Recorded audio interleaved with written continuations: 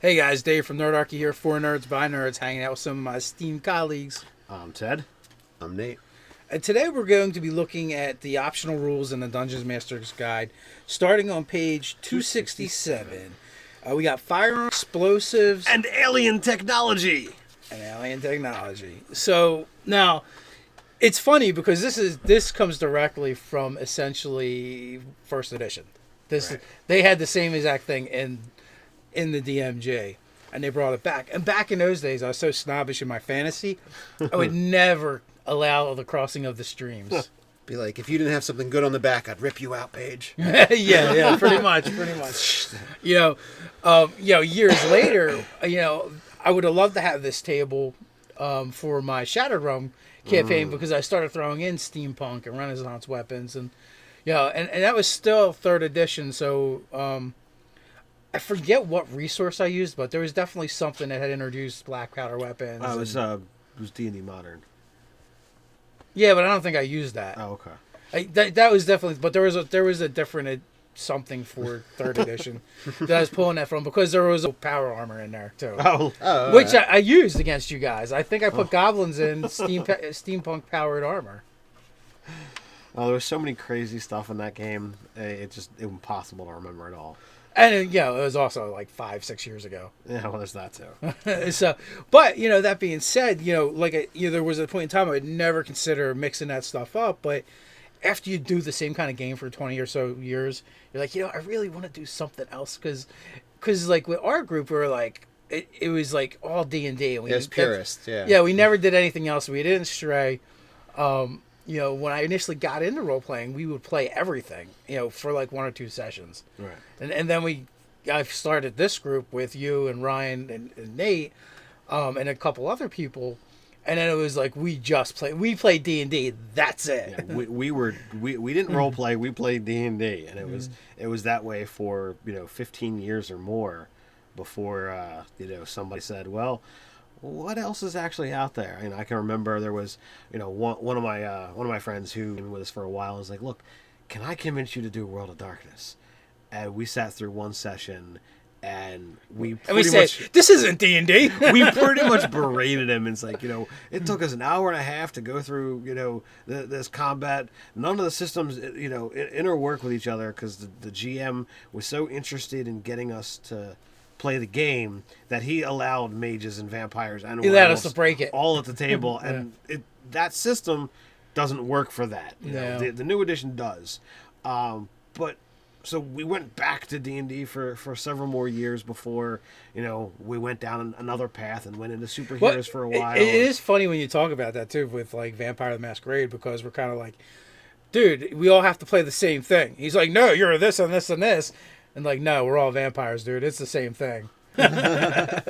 So, I don't know. We're kind of like grognards in that aspect. We're like, World of Darkness has all this cool stuff. We want a vampire and a werewolf and a mage. And, so now I digress because I'm way away from like the actual DMG we're talking about here. So back to, mixing things up. We've got all these different really cool options that you can have, guys walking around with antimatter rifles, firing into people for 6 to 8 necrotic damage. Like one of the original Gary Gygax modules was basically a spaceship that crashed. I don't actually remember the name of the module. It's pretty popular, and someone's going to put it in the comments just because I brought it up. But yeah, it introduced technology into the game, right? And it probably had something similar. Like here, you have figuring out the alien technology where, basically you could like waste charges and stuff. It'd be better like it blows up, because you've been playing with it. I would, on a critical fail, I would probably just do that. How many charges are in that energy pack still? Oh yeah, they go off. So it's streamlined the little itty bitty figuring out alien technology table, but it's there and it's pretty hysterical. So I pretty much dig it. There's enough here too. Say like if you want to run, a Renaissance game, or or if you want to run a they've got them by kind of like era. Yeah, you've got Renaissance, modern, and futuristic. Yeah. So, but if you wanted to play a swashbuckler game and you want to use black powder, or basically a pirate game and use black powder, you have the information. You can just add it in. It's decent, but it's not game breaking. It's a weapon you could put in a normal game. D10 and D12 piercing is not really. It's only slightly better than your longbow. And you're basically it's front loaded for cost. Right. 500 gold for a musket that does D12 piercing, plus the bullets aren't cheap and the powder's not cheap. No. So the powder is actually not. I don't see it. It's listed kind of here. weird though. I think the ranges are off. Oh, gunpowder keg. Up here. Yeah, so gunpowder keg or powder horn, 35 gold for 2 pounds of powder. So basically, you've got money. You're basically shooting your money when you do this. Yeah, you're you're loading gold pieces right into it. Yeah, it's like, oh, better just put instead of bullets, let me use this gold piece and silver piece together. Take that, werewolf. What do you think of it? What do you think of the range increments though? I think for old school Renaissance gear, a 30 range before it becomes a disadvantage is appropriate for a pistol. Yeah, but what about when you get into Yeah, I really feel like a hunting rifle has a better range than a longbow. I'm sorry. Let's see. Because a longbow is 120-360, right? Yeah, and the actual crossbow is long range is 400. So I feel like the ranges are way off on the modern weapons. And I kind of feel like you go futuristic, it's going to be better than modern, not worse. Well, I think that I would argue that the physical shot is gonna the rifle bullet's gonna go longer than an antimatter rifle, just because it's energy effective at a certain range. But what about against the longbow? Look, dude, I just watched American Sniper, and that motherfucker killed someone from a mile out. Dude, they're showing you what he saw through the sniper scope. I couldn't see it. I'm no gun expert, so if you guys watching are gun experts and want to critique what we're saying, feel free to put them in the comments. Dude, it was in the movie. It's a story. It's got to be real. Like I know that there are snipers with serious setups that can do those kind of extreme ranges. Kincaid talks about it, so it's got to be possible. Well, of course, yes. This fictional half-fiendish character from a book series that we read. How can you dispute something someone said with the nickname of the Hellhound? Come on. Because in the same series, the wizard rides a dinosaur That he brought back to life. Not really. It's a zombie dinosaur. Don't be retarded, Ted. Sorry, guys, for the spoiler alerts. But so in real life, yes, there are certain situations that are extreme with severe proficiency and with the right setup. You can do those kind of long range situations. But I think for Romatics, they wanted to go with what they felt was the average. Broke their own rule schematics. If the longbow is 600, right, a hunting rifle is further than that. I don't think the longbow is 600. I think it's like 400. No, the crossbow is 400. Oh. I just did a whole article on archers. Okay. He's in the know right now. A week from now, I will completely have forgotten all of that, but for right now. Well, I like the idea of using alien technology in the game if it's appropriate, like Space Crash. Maybe Illithids have got a pocket energy pistol.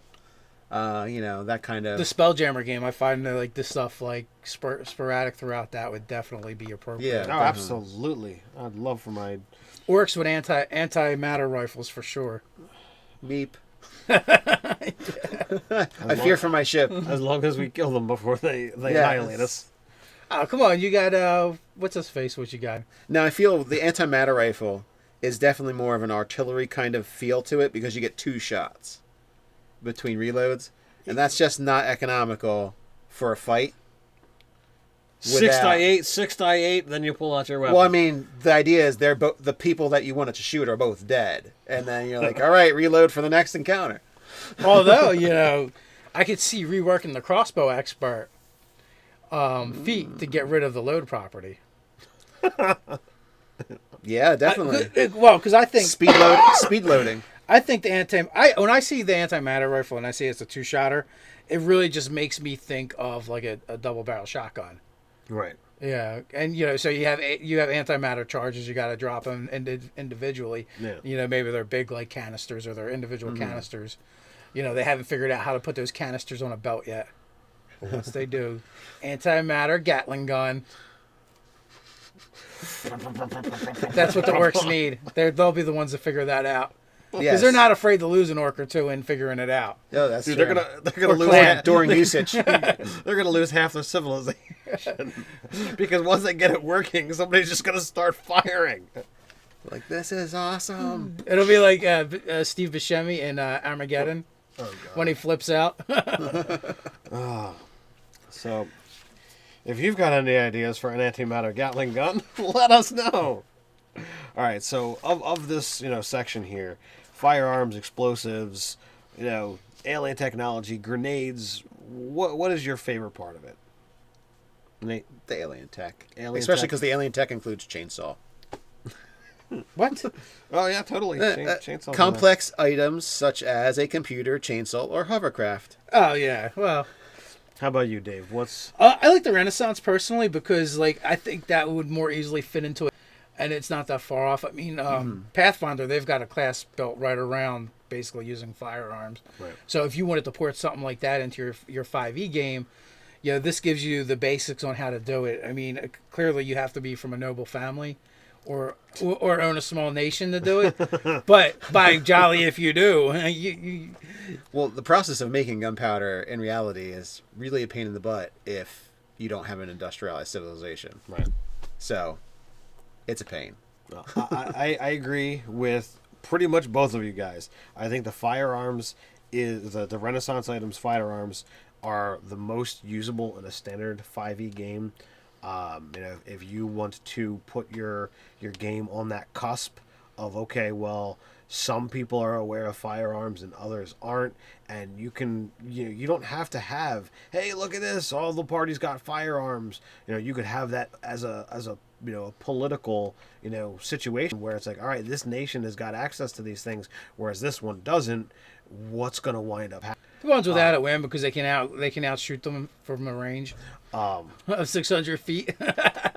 And then from the other side of the spectrum, having a game that you've got a crashed alien spaceship or some kind of bizarre technology that gets whisked through a portal, it lands in this utterly fantasy era, and you can have a computer chainsaw or antimatter rifle show up in a game and see what the players do with it. Especially if it's energy-based concept and it's not magic-based. Mm-hmm.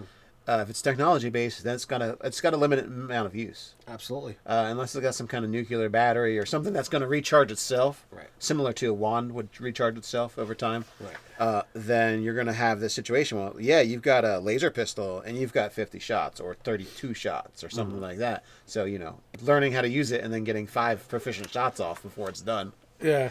Well, they introduced one new property too. Okay. Opposed to what's already exists in the game, and that's burst. And sadly enough, there's only one weapon that gets it, and that's automatic rifle. But basically, in a 10-foot area, you're just like, all right, I'm just unloading everything right there, and you don't have to make attack rolls. They make a saving throw for half damage. Right. It basically is like a spell effect. But you can hit everybody in that area. Yeah. Which is a good. I think that's a good feature for something that is an automatic weapon that's going to shoot. I agree. I misspoke. It's DC 15 dexterity save or none or no damage. So for everybody, so you can cover a big area. But that's a decent saving throw too. That's no DC 15 saving throw or take the weapon's normal damage. Yeah. So what effect burst fire do? It's 2d8 automatic rifle. So and it's not exactly game breaking. It's the equivalent of a first level spell. Yeah, more or less. Yeah, thunder wave. Yeah, basically it's a thunder wave. It uses 10 bullets, or 10 pieces of ammunition. So it's not. Right. It's appropriate, I think. So you can do it 3 times before you have to slap another clip in. I don't know about you guys, but like with all this stuff, I just didn't envision an orc doing it. It's just better when an orc's doing it for some reason. I feel like that's the Warhammer 40K influence on me, thinking about orcs doing all kinds of crazy stuff with explosives and things. I can totally see a dwarf with the cigar, lit and the automatic rifle gun. Speaking of dwarves, Dude, with maybe the we should cigar do a lit, Shadowrun style game for modern. flamethrower. Flamethrower is missing from this list. Oh man, And I am disappointed. Dude, I bet you flamethrower was in the 1E version. Probably. Probably like game balance. What's that? all right, Nate, it's up to you. Well, you do burning hands or Yeah, I mean, really, you would just model it after a spell. yeah. And that's another suggestion I have. Oh no, is you if model don't- after. I would model it after Dragonborn breath weapon. 30-foot cone, 2d6. Yeah, that seems appropriate. Uses a charge, and they have however many charges in their canister of flammable liquids. Yeah. Right. Yeah, and one of the things I was thinking of when I was looking at these futuristic weapons is you could have... So did anybody else just picture an orc just trying to light a cigar with the flamethrower? That's how he got the lit cigar. And he burnt down a tree. And half his face. What were you saying, Nate? I was saying that you could get the feel of like a futuristic weapon with a cantrip gun. I was thinking of a magic item that could be usable by anybody, and it's basically just either like a little baton or something. Like it's like a rod or a staff, similar concept, but it just blasts a cantrip, and you can do it as many times as you have charges, or you could it just does it all the time, like it recharges. I mean, that would be really powerful, giving anybody a cantrip. But, you could set the level. What the hell are they? High elves? Oh yeah. You could set it at whatever, hey, I just want to give you this first level cantrip. Oh, it'd be cool that the warrior has some kind of flaming range attack or something like that. That's what I was just thinking, that you can make it a magical thing rather than an energy burst A rod weapon. of shocking grasp is basically a cattle prod.